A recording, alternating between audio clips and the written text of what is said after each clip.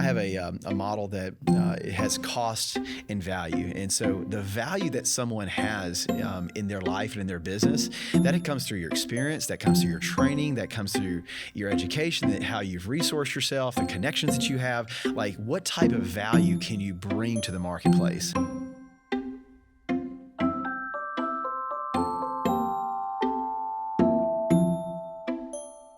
Hello, my friends, and welcome back to the Business of Homes podcast.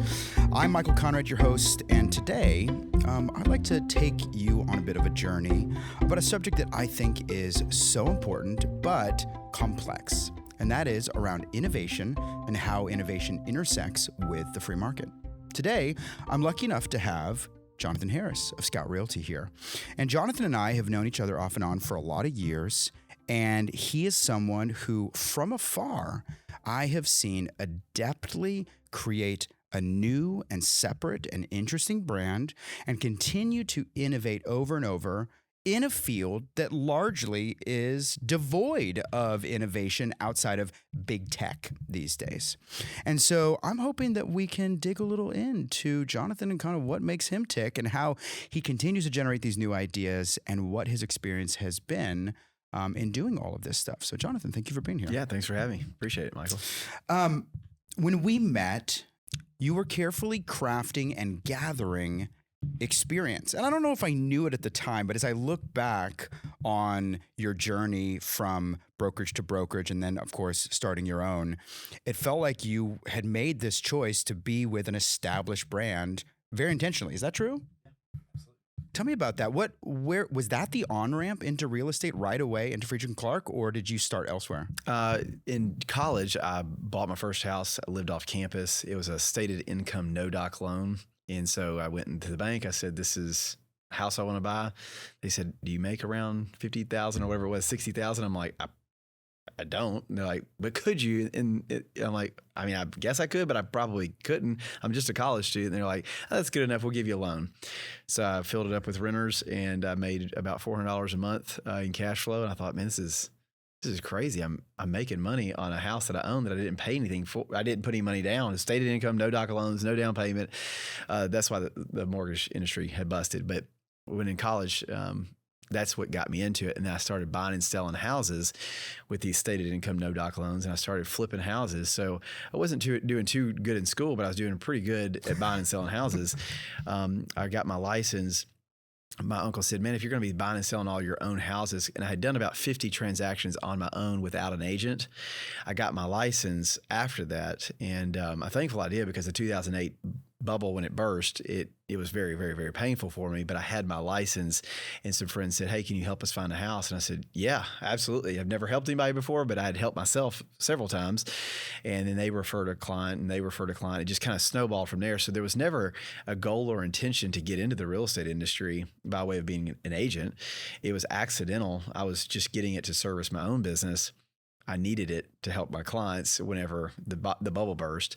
And so I kind of woke up in 2012 and realized, okay, I never chose to become an agent. It was kind of one of those things just to have it out of convenience. I've personally experienced buying and selling houses, about 50 transactions without having an agent. So like, do I really need an agent? You know, in some cases I could say absolutely not. I've experienced having a great run without representation. So I've kind of seen both sides of the fence.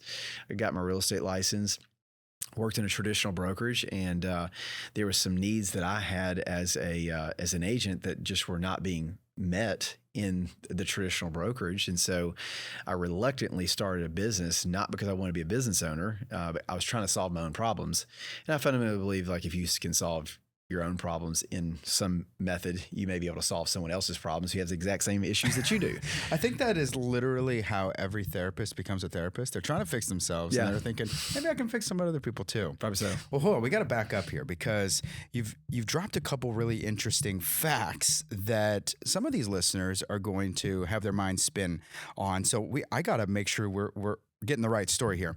You had done 50 transactions prior to the recession, largely without an agent. Without an agent altogether. And, you know, the age of Google was in its infancy back then. And so was this complete trial and error? Were you using TAR contracts? I mean, how did you navigate that?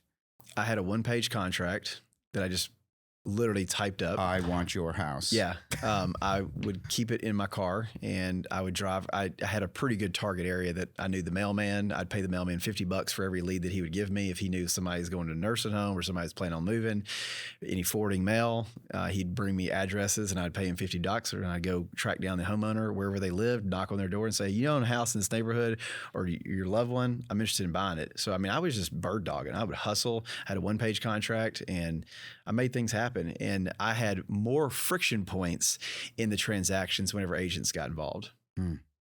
So it is interesting because throughout, I would say, well, the last 25 years, which I think is more easier to talk about than anything else, the last 25 years, we've seen a rise in agents who are not necessarily owners or investors themselves because the real estate agent lifestyle is more visually on display. We're more aware of it.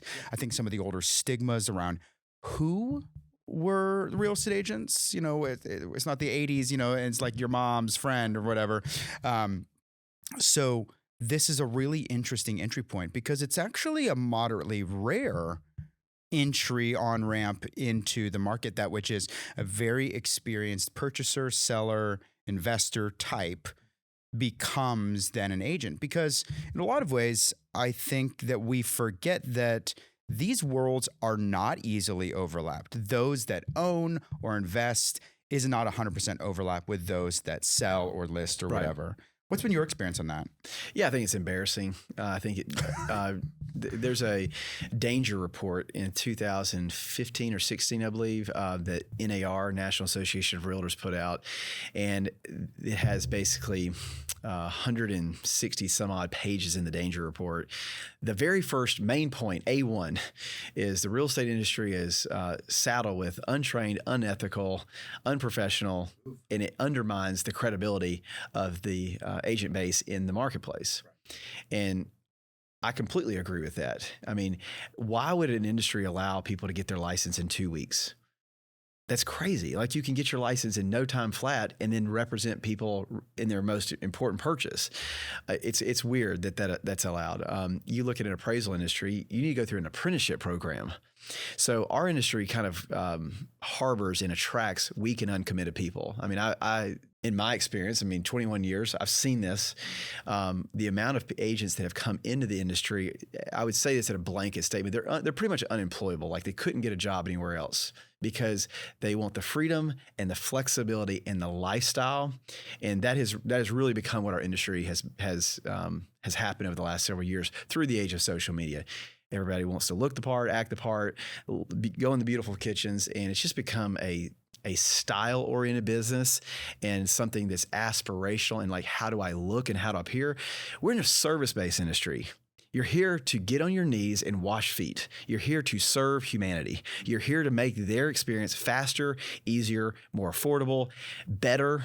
And so I just don't see that the agent community has that grit and determination of like, I'm going to be awesome. I'm going to be the best. I'm going to be well-trained. I'm going to subject myself to a 40-hour disciplined work week because my clients deserve it. Yeah. So coming into the industry after about 50 transactions with no license, and I come in the industry, I'm like, man, this is weak.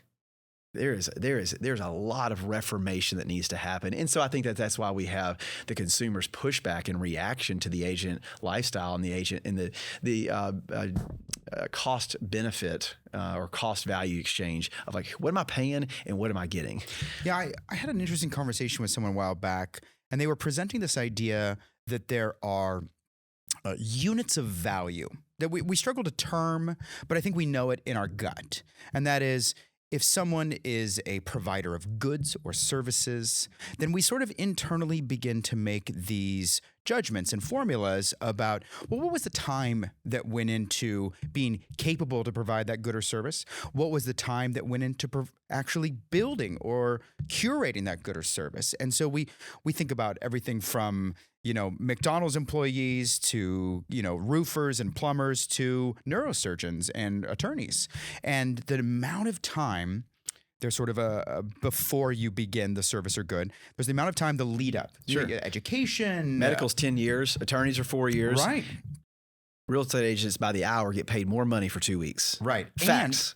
And then there is the actual provision of service. The number of hours you're performing a brain surgery, the number of hours it takes to fix a water heater, whatever it is. And it's the opportunity cost. Could I have got this somewhere else for better or for less? Yes. And the free market dynamics in, I would say, real estate sales have not fallen in a traditional free market downward pressure on, pricing and competition sort of thing. It's been a little different, but we all have this gut feeling that tells us, well, could I do it myself? Could I learn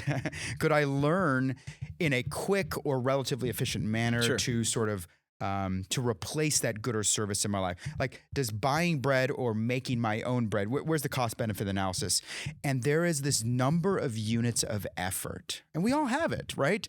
And which is why if someone ever were to tell us, oh, well, this lawyer charges $15 an hour, something in our gut would tell us, oh, that something is wrong there.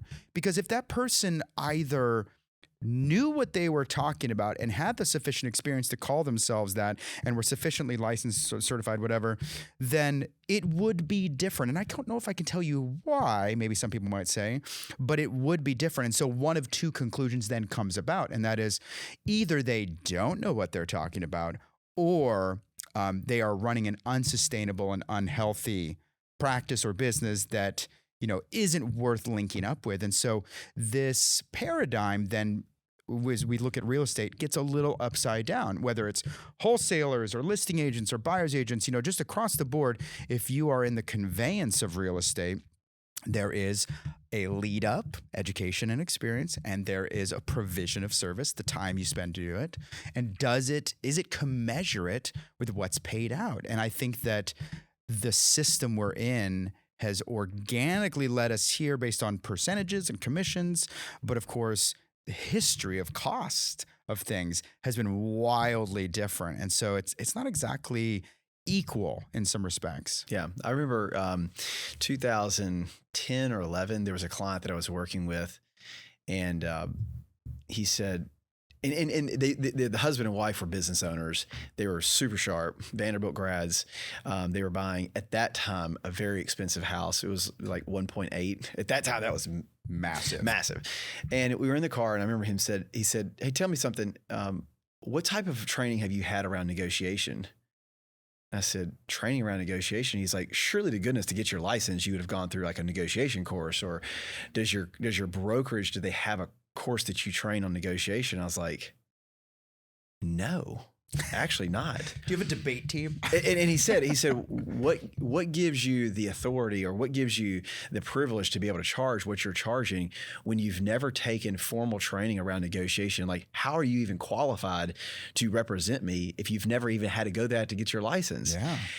I said, that's a fair question. And now that you're asking it, yeah, that is pretty strange. I don't know, but I can say that because I've had maybe 50 transactions on my own, I've had to do surgery on myself 50 times. I've learned a thing or two.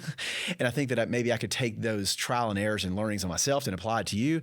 But as you say that, I think that's very strange, because this was earlier in my career as far as having my license. I thought, man, I can't believe that I wasn't made to go through some sort of formal training or apprenticeship or having someone look over my shoulder.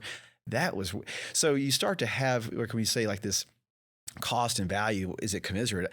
I have a model that it has cost and value. And so the value that someone has in their life and in their business, that it comes through your experience, that comes through your training, that comes through your education, that how you've resourced yourself, the connections that you have, like what type of value can you bring to the marketplace?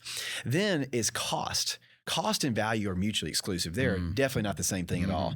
What you choose to charge someone doesn't have anything to do with your value. Like, I'll give you an example.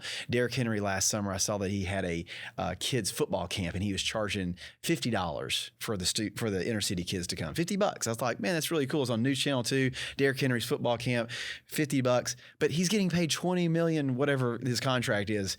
He's worth more than $50. Does him charging $50 make him less valuable? Devalue him. Absolutely not. Yeah, no. So what you choose to charge someone does not make you more valuable. what you choose to charge someone anything less does not make you worth less. Like, your identity has to be rooted in something much different than what you charge. So you have value and cost at mutually exclusive terms. What you're worth, because I hear agents all the time say, oh, I'm worth my commission. I'm worth it. No, you're not. And I'll say no, you're not to every single agent who's listening to this. If you're listening to this, you're not worth it. And here's why. The consumer assigns value to something. They say it's worth it to me. So when you go into any store and you buy any product, why did you not buy everything that you saw? Because there's something that says that was worth it to me, that's not worth it to me, that's worth it to me. So when agents start to kind of beat the drum of I'm worth it, it's not your judgment to call. It's the consumer's job to assign value. And if they cannot quickly and easily recognize the value that you create and that there's a disproportionate exchange of value and cost, that they get more than they pay for, that's how you create a repeat customer. 89% of all people do not use the agent that they sold the house with. Yeah. If your value and cost were so aligned and the customer receives so much value relative to they would absolutely continue to come to you. Yeah, so this is wonderful. I mean, take a note here, everyone. Pause, go back, listen to that again.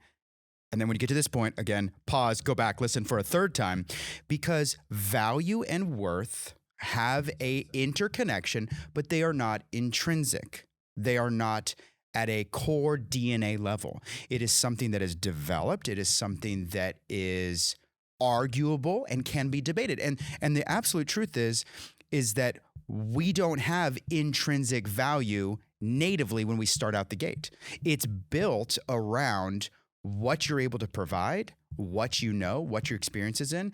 And going back a few minutes of what you just said, no one of those things is the magic bullet. You can't get a gajillion hours of education and suddenly become perfectly qualified, valuable, and full of worth. You can't get a ton of hours of experience. I hear this in the trades world a lot where, well, I've been doing something 40 years. Well, you might have been doing something 40 years wrong. So experience is only a part of the puzzle.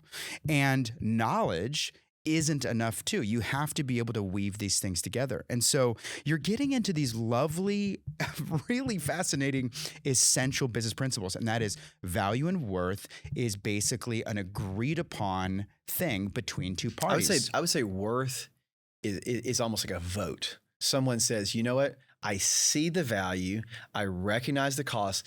I'm going to assign worth to the product or service. And I'm going to vote to say yes. Think about a Lexus car commercial in the drive to December, whatever it is. And why does everyone not drive Lexuses? Because a lot of people could probably buy a Lexus that are not driving a Lexus, because to them, it's deeply personal. It's not worth it to me to go drive a brand new Lexus. I don't care how many commercials I get worn out with on December. It's not worth it to me because I have a different vision for my life or a different vision for my family. Some people say it's worth if I have an opportunity cost to spend money, I'm going to send my kid to private school versus drive a Lexus. So it's not worth it at the expense of sending them to private school. So worth is a deeply personal thing. The service provider has to harden themselves and say, I'm going to enrich myself and create massive amounts of valuable that's latent potential that can be deployed to bring a service to someone. Then I get the choice of what I choose to charge that person. Then I have to sit back and say, is it worth it to them? Do they give me that vote? And listen, if you don't get the vote, it's feedback. And I used to do this in real estate.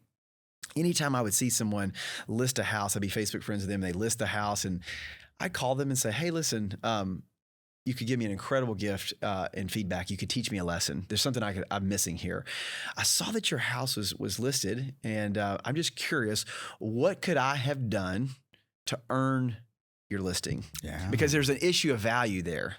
Like the value was not enough for them to say they made their choice. They made their vote. They cast the vote for someone else, and that is an incredible strategy for any agent. If you're listening to this, anytime you don't get a listing, whether you know the person, whether you got beat on a listing presentation, whether you saw somebody that you know listing on, don't get mad, don't get bitter, get better.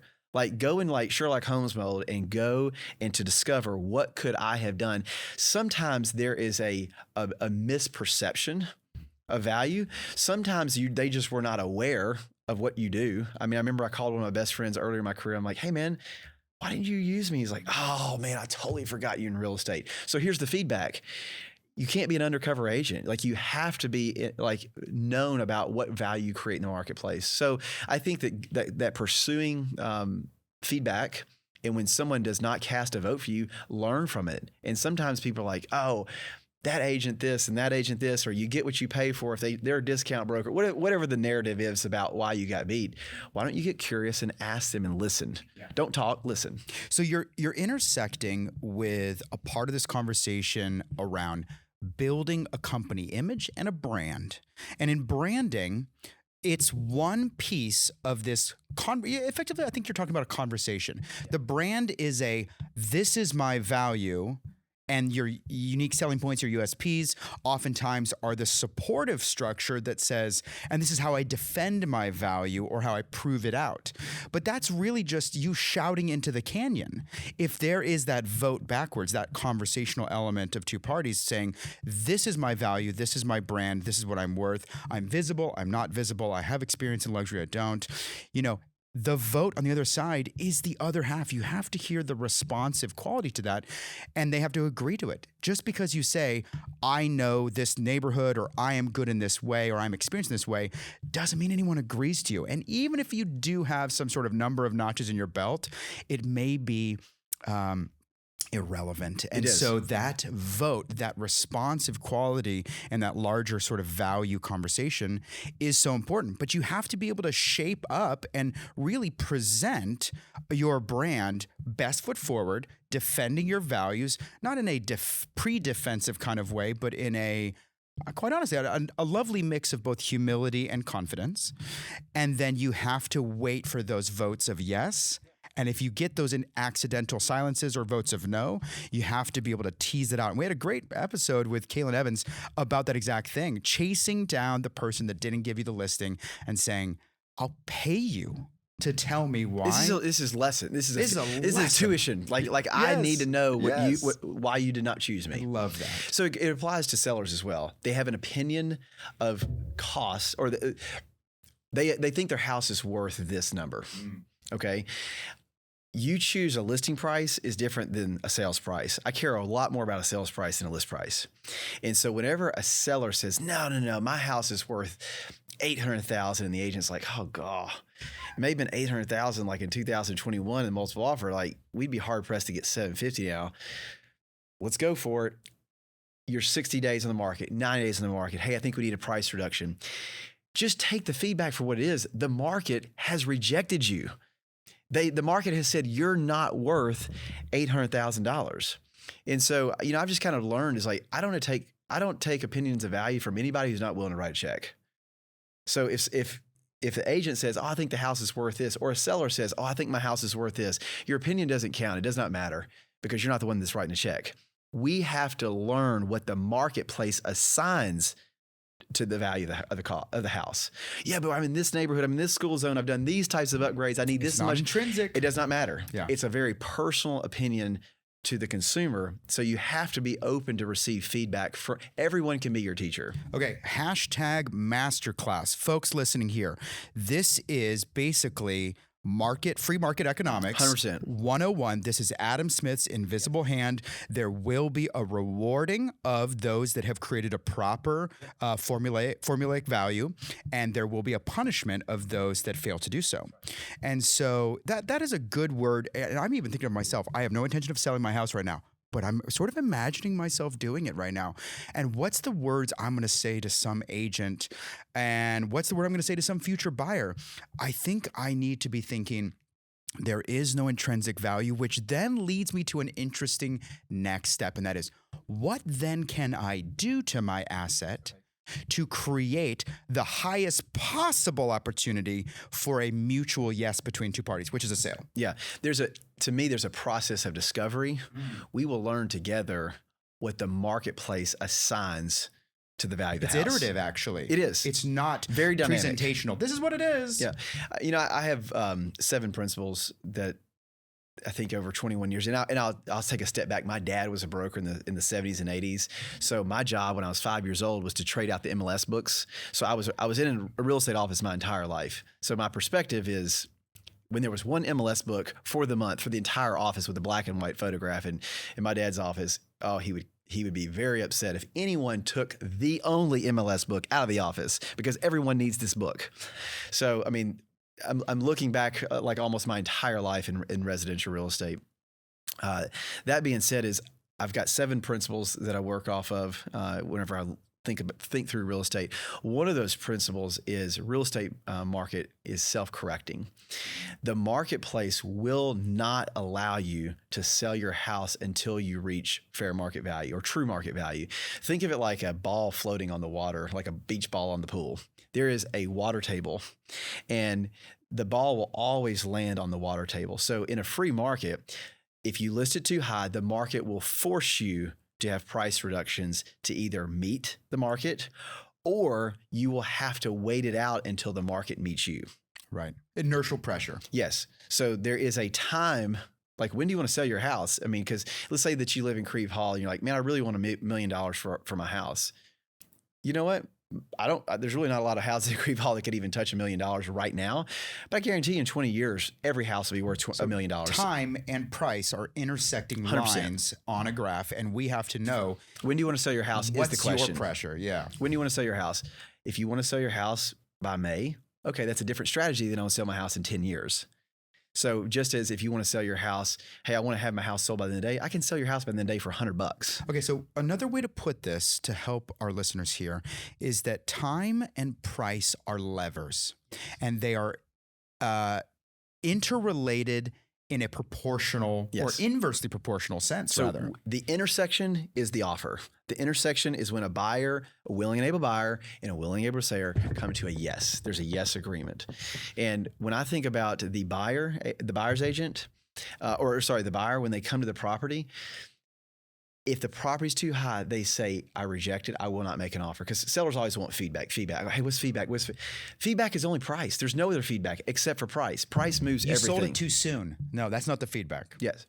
So it'll force you to come down. But also the market, if you list it too low, the market will disallow you to sell it too low. It will force the price up in a multiple offer situation. I think the only way that you can screw up the market dynamics is you either elongate the time in which someone could buy it. So like, hey, we're not going to sell this house for 30 days. Place your offer. You got 30 days to wait and see if you got it. You could lose some people. But also in 2 days, we'll make you a full price offer right now if you take it. You might have been able to hold out a couple more days and let it be introduced to a few more buyers. You might have sold it too low. So I think that real estate markets are self-correcting. You underprice it, it will get bid up. You overprice it, it will have to come down. Yeah, Grant Hammond and I were talking a while back, and he said, people like to think that there's all these mitigating factors of what sells real property. And there is, in fact, only one and a lot of other footnotes. And the one thing is price. Price. It's the greatest marketing tool you have available. I hate that reality because I spend, as a tradesperson in the larger landscape, I spend a lot of time trying to direct the conversation away from price because it is an oversimplified way of understanding value and worth. However, when it comes to real property, you don't have to hurt the feelings of the house. It has a more specific price that's going to follow market dynamics than, say, free market in the service world. If you ever watch Shark Tank, yeah, the person comes in, they want to invest in their business, and they'll say, I'm willing to give up 10% of my business for $100,000. If there's only one shark left standing, that dude's giving up a lot more than 10% of his business. The pressure's on. The pressure's on. There's only one. But whenever there's 5 sharks bidding for the business, hey, I'll do it for 8%. I'll do it for 7%. I'll give you, no percentage in a royalty. I'll double, like they start to get really creative. So who wins? The guy that came in that in a sense, he undervalued underpriced his property or underpriced his company to where there was a feeding frenzy. The one manipulative tool is buyer's emotion. There is a trigger of competition. There's a trigger in transparency that things can happen in that environment that can never happen in just a stagnant environment. So whenever you list a house, to me, you don't have to be that good at looking at comps. I'd rather create competition and let the competition inform the value. Just put a no-brainer price on there and let the competition duke it out. Then for the seller to then show up and say, this is what I'm willing to do. So this is hard if you stand back, not as a 20-year practitioner of real estate, but if you stand back as a consumer who lives another mental life and doesn't think about these things. We tend to put real property in the bucket of consumer goods, because we do so much purchasing of consumer goods, both large and small, from cars down to, toasters, that we think that value follows a more formulaic sense of like manufacturing or time or inflation or whatever. But there are greater issues at play in real property. And so people aren't recognizing that just a larger dynamic at play. And so I think this is really hard for your modern consumer to wrap their minds around this. And the process feels very straightforward. Oh, I am going to use a comp and I'm going to use an appraisal to assign value. But I think that those are really, well, first of all, they are backwards trend looking examinations. It's like driving down if I drove here today. But you only look backwards on the road. And I only looked at the rearview mirror to get here. Yeah. I have an indication of kind of the environment around me because I'm looking at the rearview mirror, but I probably will have a wreck if I'm not looking through the windshield. Anybody who lists a house, you don't know how many buyers are in the marketplace. You don't know how many buyers have auto notifications set up. You don't know how many buyers are pre-approved. You don't know how many ready, willing. So everything is guesswork and just an assumption. I think that in our need, and I think this is more like a human nature survival, you need to feel right. You need to feel certain. You need to feel absolute. I think it's human nature to feel a little off when you have ambiguity. For me as a practitioner, it's like, I don't know. Anybody who tells you they know doesn't know what they're talking about. That is a very prideful person who thinks they know. I don't know how many buyers there are, but I know how to discover and surface a buyer. There is a methodology for us to do this. Yeah. And again, with the levers that are sort of moving at different rates, if you can possibly manage time as a more flexible factor in your formula, you will end up almost certainly more likely happy about price. But oftentimes we are not good about putting an appropriate buffers of time in to achieve price goals, or maybe we don't even know what the price goals are. And so we don't know how much mitigating time we need. But just as a general rule of thumb, if price is a concern, and it always is, when you're buying or selling, then you have to have time be a mitigating factor. Give yourself more time so that you can achieve those more specific price goals. Mm-hmm. There's a guy that I'd gone to a conference of his, Russell Brunson, and he talked about basically it was a marketing conference, and there's three things in marketing. And the first one was, what is your bold claim? The second thing is, what is your irresistible offer? And your third is, what's your risk reversal? So when we talk about pricing and time and like, oh my gosh, like I need absolutes. I need to kind of have I need 700,000 out of this house, or I need to have it gone in the end of a month. I think for innovators, for people who obsess about creating the future that aren't so much wanting just to play someone else's game, they want to like literally build what's to come. I think coming up with formulas or recipes to saying, this is my bold claim. I can sell any house in Nashville in 30 days or less. I'm just using this example, or I have a methodology, or I have a formula to produce this predictable result in no uncertain terms. Here is a hook. If I can't do it, I'll pay you $1,000 in 30 days if I fail you. That's pretty, that's a risk reversal. So what bold claims do you make around your service? What irresistible offers? Like there's a guy named Alex Ramosi, I think is a genius. He talks about making offers that anyone would feel dumb saying no. Right. Okay, what's the offering, and then how do you de-risk it for someone so their mental leap of like, okay, you're telling me to price my house low, but like, I don't know, like what if that really hurts us? There's a risk associated with that. There are plenty of thought exercises that you can put in to say, okay, here starts to become my cocktail or my business offering of my bold claim, my irresistible offer, and the risk reversal that I can package in a way to attract customers where they can easily and quickly recognize it's worth it. I tell you what, in 31 days, if that doesn't work, I know the benefit. 31 days it does work, I know the benefit. So you've taken a customer and you've kind of moved them across what I would call the epiphany bridge, is who they are today or where they are today and where they want to go or where you want them to go tomorrow. How do you take them across this epiphany bridge where the lights come on, they say, this is my decision, this is the best decision for me?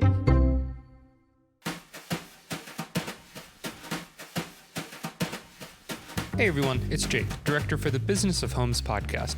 I hope you've been enjoying today's episode, starting with Jonathan's many moves before becoming Scout's CEO, how clients interpret the cost benefits of agents, and how the worth of an agent is more like a vote. When we return, Micheal and Jonathan dive into how guilt plays into the decision of choosing a realtor, how real estate hasn't changed much in 100 years, and shifting focus from style and image to substance. You don't want to miss it. Don't forget to follow us on Facebook and Instagram at The Business of Homes Pod, where you can interact with us and see some great bite-sized pieces from all of our episodes. For you listeners out there, did you know our entire podcasts are filmed and are on our YouTube channel? Check it out next time you want to see our amazing guests tell their stories. And are you currently watching this episode in video format? Don't forget to follow us on your preferred audio streaming service to take us with you on the go. Lastly, do you have any feedback or want to suggest someone for the show? Email us at thebusinessofhomespodcast@gmail.com. Please enjoy the rest of today's episode with Jonathan Harris. Let's get back to it. I passed several Mark Spain billboards on the way here. Guaranteed offer. Props to that guy. He doesn't even live in Tennessee. He lives, I think, in Georgia. He came in here in fall of 2019 with those billboards. I think last year he did like 1,800 houses in Middle Tennessee. He had a compelling offer that the audience, a segment of audience, was called out and responded to the offer. And I got to be honest, I didn't think it would work. Oh, he smoked it. I judged it because I said, that is a hollow offering, because you're not getting overly specific in which to communicate the value from the billboard, which was very intentional. He wanted the conversation opportunity. And so people called because they were curious of what that was. What is the offer? And that's the brilliance of Zillow's Zestimates. Agents hate Zestimates. They make fun of Zillow's for Zestimates, but agents do not understand marketing. If you cannot create a conversation, you have no opportunity to sell. You have to create a conversation, whether it's Guaranteed Offer by Mark Spain. I'm curious enough to call, which create a conversation that gives them a different opportunity to sell, or the Zestimate. I'm just curious what my house is worth. Even if it's wrong, it doesn't matter. It creates a conversation. So to me, the next generation agents are agents who deeply understand marketing. How do you create a customer? Because Mark Spain did not have relationship selling on who does he know, like, and trust. He had value. He had a hook. He had a core offering that people said yes to. Not everyone, but a segment, and that's made him a lot of money. It's really countercultural. I mean, I've had a lot of conversations on this podcast alone about people really banging the drum and flying the flag of know, like, and trust as the way forward. And it is interesting because that knife cuts both ways, because if you don't have the strongest relationship at the point in which a decision is being made, probably every 5 to 7 years, they're going to use someone else. So if you're anchoring your entire business model on, there's my clients for life, they know me, they like me, they trust me. What happens when their sister-in-law gets their license in 2 years from now when they decide to sell a house and you're not the closest relationship they have? That brings me to this point. Most agents get chosen for representation based on the emotion of guilt. Most consumers I feel bad if I don't use this man, person. who we want to use? Man, I feel bad if we don't use such and such. Hilarious. So most agents, you may know, like, and trust, but they know 6 or 7 other people. Which one would they feel the most guilty not using? And you're going to spend the next several years glad handing, shaking hands, kissing babies, emailing, nurture sequence, all the stuff that you're doing. You may never have a shot at the relationship because of the relationship of guilt. So wouldn't you rather be more valuable and have a clear, distinct, more offering versus know, like, and trust? That's manipulation in a weird way. Right. It's this indisputable binary choice of, like, you want to represent an element of inherent value in some ways in people's minds where they say, I can either make a choice that isn't necessarily as wise, or I can choose this person that's clearly represented themselves as capable and valuable, et cetera, et cetera. Yeah, that's really interesting. I can attest that guilt does play into the decision. Big decision. And that's That is a uncomfortable truth that I think probably needs to be said a little louder for the folks in the back. So when you prioritize like how you're going to build your business, I don't want to say like I've lowered the priority of know, like, and trust. I've just ranked higher as like create value. And for me, it comes around value innovation, which I could have never done at traditional legacy companies as I was at before. I can't innovate around value for my customer. And if for me, value is kind of like this inversion of how can I reduce and eliminate cost. Netflix versus Comcast, reduce or eliminate cost, Uber versus the taxi driver, reduce or eliminate cost, Airbnb versus the Hilton. Like, great companies have Disney Plus, for crying out loud. I mean, good gosh, it's amazing that you can have every movie that Disney has ever done for like $10 or whatever it is. Reduce or eliminate cost, and then raise and create new value, new distinctions. And so whenever you're having this overlap of reducing and eliminating costs, raising and creating value, that overlap is value innovation. And to me, for agents, you have a choice if you want to play the traditional model or you want to create value in the future of real estate. Steve Jobs, at his commencement address in Stanford, he said, this thing that we call life was created and made up by people no smarter than you. So why would you want to basically live your life in someone else's reality, someone else's world? And I'm just really sad for the real estate community who chooses to live inside a legacy framework that is antiquated, it's misaligned with the customers. We, in a sense, still propagate a lot of the traditions that my dad had in his brokerage in the 70s and 80s. Yeah, if we're being completely honest, we've actually been doing real estate for the same way about 100 years. Or more. If you're new to the real estate world, if you still have a roadmap ahead of you, and I'd say roadmap, if you think you're going to be in this business in 10 years, why would you not say, you know what? I want to create the future. I want to build the ideas in my head. And you know what? It seems to be like some of these things are going to work. Some of these things are not going to work, but I'm going to at least live life on my terms and not be beholden to this antiquated structure that, frankly, my friends and family are like, this doesn't work for me. This is not working for me. There are like, our reputation as an industry is down there with like used car salesmen now. I mean, seriously, like, we just don't have that great of a reputation because of the ease in which someone can get into. There is zero accountability. You can absolutely suck at your job as a real estate agent, and your brokerage will aid and abet weak and uncommitted agents. It's maddening. So like, I level up agents, like associations, level up, like raise the standard. Like, this is embarrassing. The consumers deserve better. Yes. So for some agents, if you're offended by this, I don't really care. If you're offended by it, get better. I mean, I've been doing this for too long. And as I see people come in the industry, it's like, oh my gosh, I'll use an example. The top 100 Instagram influencers for real estate was released last year for the state of Tennessee. Oh, wow. I was on a trip and I was really bored. So I just started like at number one, going through and looking up their sales numbers to see how they've done. And it's like, wow, you have 86,000 followers and you sold 4 houses and you've been in business for 7 years.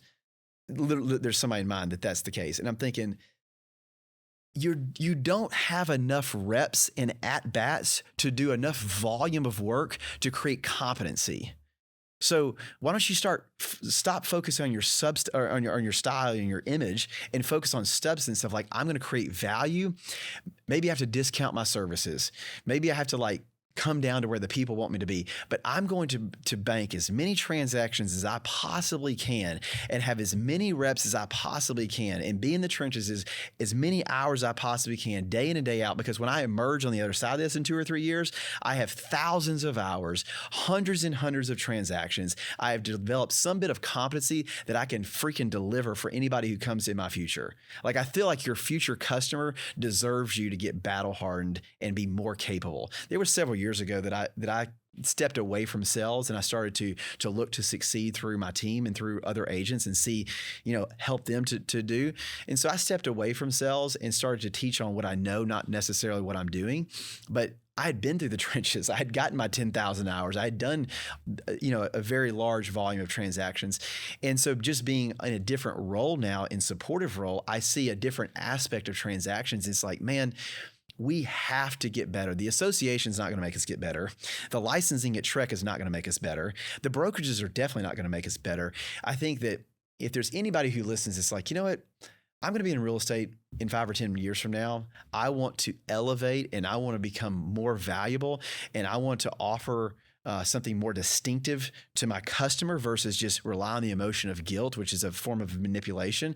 I actually want to be a part of what the future looks like in its creation versus just hanging on to the Titanic and this legacy model that is not in alignment with the customer's needs nowadays. I'll give you an example. The Federal Reserve, I was tinkering around on the Federal Reserve back in the early 2000, when I first bought my first house. The average house in America, if you go to fred.com, St. Louis, you can look at these amazing national statistics. And it showed that the average house in America was right at $200,000. Okay, that's 6%, $12,000. Well, then by like year 2020, we're like 400,000. So now you can make 24,000 in the legacy model. Now we're at 550, just 4 years later. Holy cow. What are we doing consummate to what we're charging? We had nothing to do with that 24-year rise, but we're getting paid more than double what we did back then. But yet we have Dotloop, DocuSign, we had these things that I used to get wet signatures, and we had to drive around town getting wet signatures. I used to have a desk phone. I remember the first time there was a mobile phone that this is going to change my life. I remember I got the first Toshiba laptop, and I would go to Panera Bread and Starbucks because I could work in the field. Oh yeah. Versus I had to go to the office and sit at the desk. Technology has made life so much more efficient for the agent, but that technology there is no advantage in pass down of cost savings or time efficiency for the consumer. If anything, it has made the gap of the agent can be more efficient with their time, and they can make geometrically more money to no benefit to the consumer. There's still an expectation of you're paying 6%, 5% commission. And agents would say, oh, be careful of the discount brokerages. Be careful of the fee for service. You're going to get what you pay for. There's scare tactics around that. To me, the word discount, discounting from what? So right. I take exception with discount. It's not intrinsic value. You're admitting that there's a standard by which it's being discounted from, and standardization is a monopoly. It is antitrust violation. So when people use the word discount, it's you're actually admitting that there is a standardized monopoly, that there is antitrust potential issues. And that's why there's all these lawsuits today. That's why the consumers in the hundreds of thousands have band together and said, we're going to have class action lawsuits against our friends and family. The realtors are the ones that we know, like, and trust, because we feel like we've gotten screwed. And the agent community wants to tell them why they're wrong versus they want to listen and say, tell me more, help me understand where you're coming from. Practicing empathy. Know, like, and trust is really unique in the service world to this sort of subset in real estate, because which other industry has the ability to only work with the people that they know? There are so many service industries that rely on the general public, strangers. And so you learn that a stranger doesn't care enough about you if you are poor in presenting your value or actualizing your service value. And so in some ways, you talk about being battle hardened. Strangers force you to have a business plan. Strangers force you to have great branding that's cohesive and is stable. Strangers force you to be able to deliver a regularized, high quality product. And so it's really interesting, this know, like, and trust. It does begin to lull us into having a relational connectivity to our folks that transact with us that almost covers over, accidentally or on purpose, sins of practice. Or you don't have to be valuable.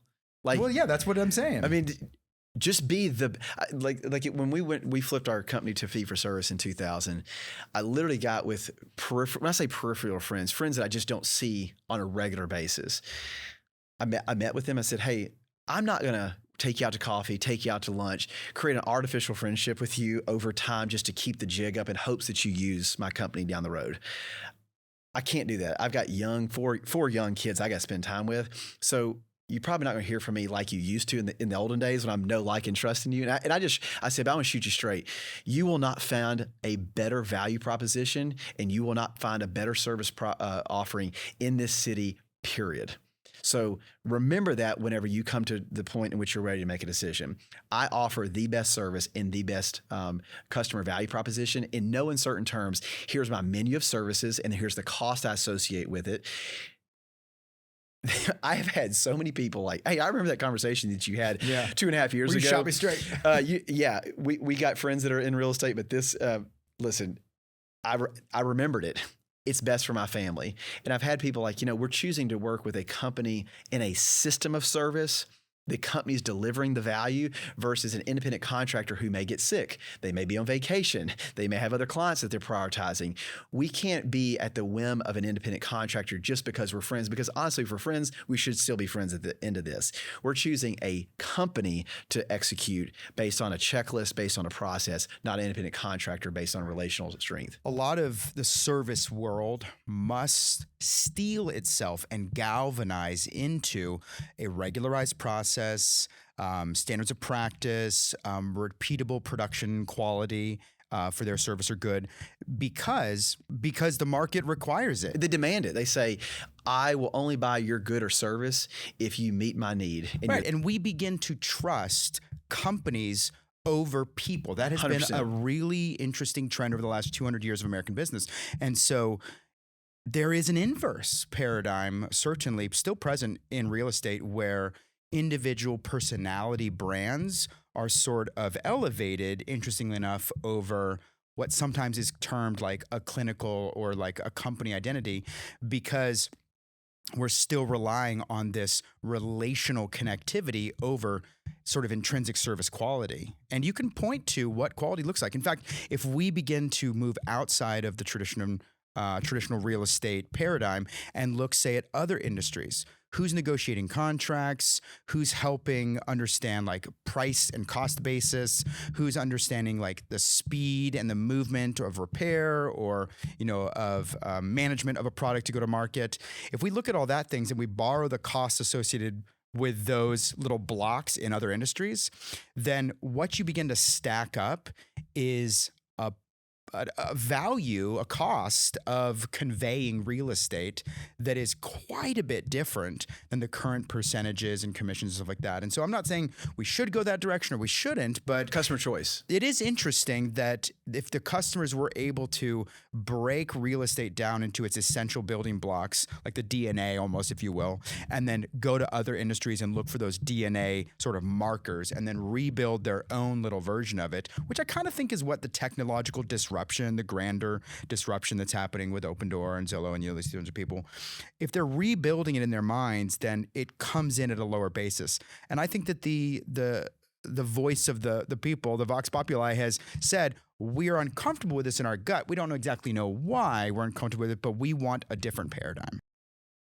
That would be true for the financial services industry several years ago, whenever people are like, why am I paying you a percentage of my assets under management? Right. If we lose money, we pay a percentage. If we make money, we pay a percentage. That makes no sense. And so, Vanguard was maybe one of the earlier ones to start to move towards fee-based. The industry did not like it at all. Well, I worked with a financial planner the other day who came to our company. They were working with our agents, and I was talking to him. He goes, man, we lost the ability as an industry to charge the way y'all have traditionally charged several years ago. It's only a matter of time till the market will force you to come and do fee for service. Here we are in market correction. It's not just price of homes, it's price of service. It's so much of that is applicable here. And the truth is, our original supposition at the beginning here, we didn't really even get to, and that is innovation and setting yourself apart is one of the only constants in being able to be relevant and support ongoing value, aka pricing.